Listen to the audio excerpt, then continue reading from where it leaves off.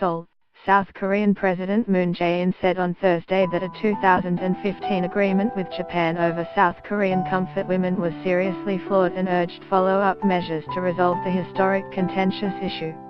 Japan had earlier reacted angrily after a South Korean government-backed panel said on Wednesday that the nation's two-year-old agreement over wartime sex slaves did properly reflect the views of the women coerced into military brothels before and during World War II.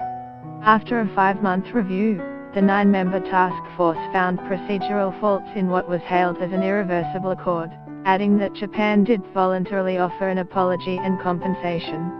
The agreement cannot solve the comfort women issue, Moon said, calling the deal a political agreement that excludes victims and the public and violates general principles in international society concerning resolution of historical issues, according to a Blue House statement.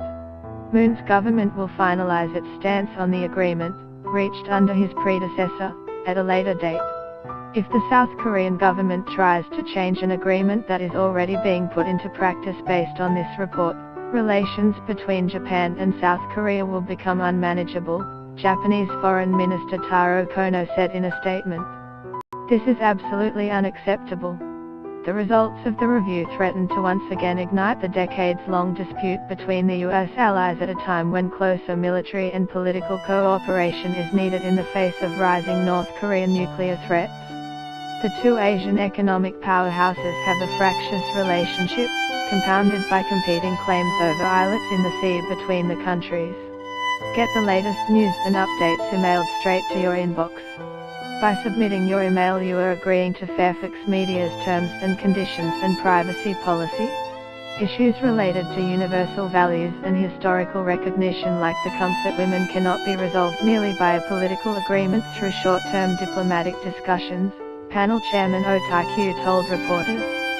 South Korean Foreign Minister Kang Kyung-hwa said the government's final decision would hinge on opinions from victims, entities and experts, and also consider any potential consequences. She said a day earlier that the victims are unsatisfied with the deal, and 70% of South Koreans did accept it. Landmark deal in December 2015, Japanese Prime Minister Shinzo Abe made a landmark apology to South Korean comfort women, with his government agreeing to provide 1 billion yen, $11 million, to a fund for compensating victims. At the time, the then foreign ministers of both countries called the deal irreversible. Brad Glossermer, a visiting professor at Tama University in Tokyo, said that there was too much at stake for both countries to simply rip up the deal. Moon has to find a way forward that does look like a sop to the victims, while avoiding alienating the Japanese, he said. He is trying to find the appropriate balance. Japan colonized the Korean peninsula from 1910 to 1945, a period still recalled with resentment by many Koreans.